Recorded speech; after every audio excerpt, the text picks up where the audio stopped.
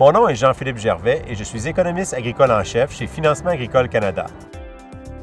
Mon rôle est d'effectuer de l'analyse économique pour le bénéfice de nos clients et des stratégies d'affaires chez FAC.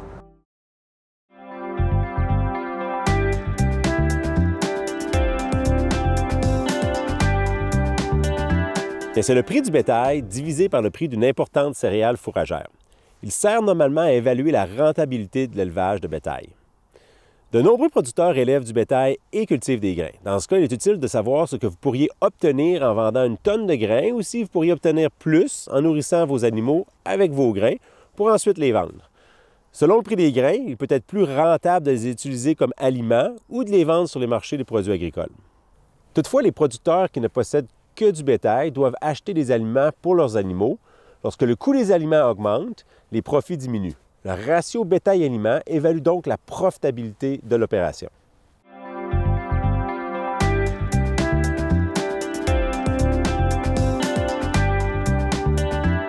Le coût des aliments représente habituellement la plus importante part des coûts des exploitations d'élevage. Si les prix du bétail augmentent plus que ceux des aliments, les producteurs réaliseront des profits supérieurs lors de la vente des animaux. En revanche, s'il devient plus dispendieux de nourrir du bétail, un producteur peut alors choisir de vendre des grains sur les marchés ou de simplement acheter moins d'aliments et peut-être même de liquider une partie du troupeau. La courbe des ratios bétail-aliment illustre les hausses et les baisses des marges de profit pour les producteurs.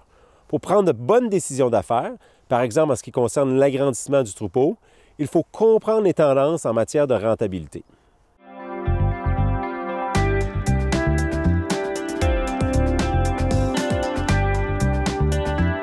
Prenons par exemple le secteur porcin et le maïs utilisé comme céréale fourragère. On pourrait aussi bâtir un exemple pour le secteur bovin ou en utilisant l'orge. Le ratio du prix du porc par rapport à celui du maïs témoigne de la santé des exploitations d'engraissement de porc. Il se calcule comme une estimation du nombre de boisseaux de maïs équivalent à 100 livres de porc poids vif. Un faible ratio porte à croire qu'un producteur paiera un prix élevé pour les aliments comparativement aux revenus qu'il touchera avec la vente de ses porcs. Le ratio porc-maïs était à la baisse entre 2005 et 2008. Il est descendu jusqu'à son plus bas niveau lorsque le prix des aliments ont atteint un sommet et que ceux du porc ont diminué.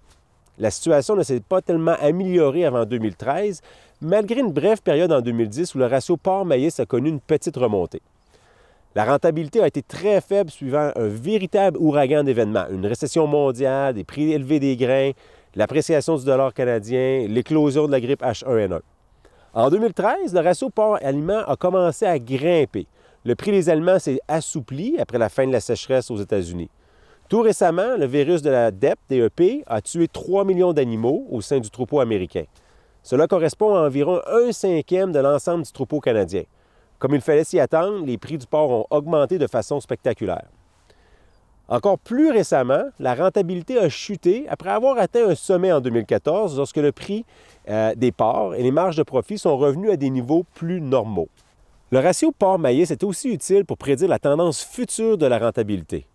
Puisque les contrats de porc et de maïs sont vendus sur les marchés à terme, le ratio des prix à terme aide à prévoir une diminution ou une augmentation des marges de profit.